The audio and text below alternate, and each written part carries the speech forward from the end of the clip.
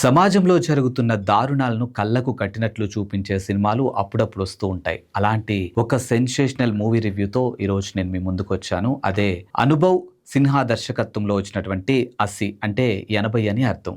ప్రతిరోజు మన దేశంలో సగటున 80 మంది మహిళలు అత్యాచారానికి గురవుతున్నారు అనే భయంకరమైన నిజాన్ని ఈ సినిమా ద్వారా చూపించారు. సినిమా కథ విషయానికి వస్తే పరిమ ఒక స్కూల్ టీచర్ తన భర్త కొడుకుతో కలిసి ఒక చిన్న హ్యాపీ ఫ్యామిలీగా జీవిస్తుంటుంది. అయితే ఒకరోజు స్కూల్ పార్టీ నుండి తిరిగి వస్తుండగా 5 మృగాలు ఆమెను కారులో తీసుకెళ్లి దారుణంగా రేప్ చేసి రైల్వే ట్రాక్ మీద పడేస్తారు. ఆ తరువాత పరిమాకి న్యాయం జరిగిందా అనే అంశాన్ని ఇక్కడ ముందుకు తీసుకురావడం జరిగింది. పోలీసులు, లాయర్లు ఈ కేసును ఎలా డీల్ చేశారు, అసలు ఈ కథలోకి ఆంబ్రెల్లా మ్యాన్ ఎలా వచ్చాడు, కార్తీక్ అన్న ఫ్లాష్ బ్యాక్ ఏంటి అనేది ఈ సినిమా ద్వారా మనం చూడాల్సి ఉంది. దర్శకుడు అనుభవ్ సిన్హా ఈ సినిమాను చాలా పవర్ఫుల్ గా తీశారు. సినిమాలో ప్రతి 20 నిమిషాలకు ఒకసారి రెడ్ స్క్రీన్ వస్తుంది. అంటే ఆ 20 నిమిషాల్లో ఒక రేప్ జరిగిందని అర్థం. ఇది ప్రేక్షకులను ఆలోచింపచేస్తుంది. ఇక ఇందులో తాప్సీ లాయర్ పాత్రలో చాలా బాగా చేశారు. ఇక కన్నీ నటన గురించి ఎంత చెప్పినా కూడా తక్కువే. రేప్ కి గురైనటువంటి బాధితురాలుగా ఆమె పలికించినటువంటి హావభావాలు, కోర్ట్ సీన్ లో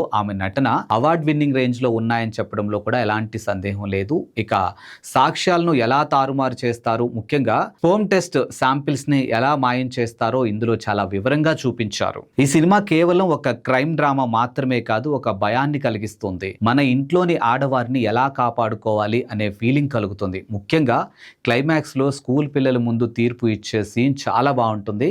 చిన్నతనం నుంచి ఇలాంటి దారుణాల పట్ల పిల్లలకి అవగాహన ఉండాలని దర్శకుడు చూపించినటువంటి తీరు అభినందనీయమైనటువంటి అంశం.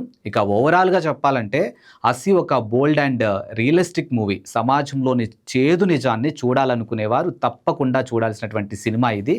సో మరి ఈ సినిమా కనుక మీరు చూస్తే మీకు ఎలా అనిపించిందో కామెంట్ రూపంలో మాకు తెలియచేయండి. ఇలాంటి మోర్ అప్డేట్స్ కోసం చూస్తూనే ఉండండి ప్రగతి మీడియా.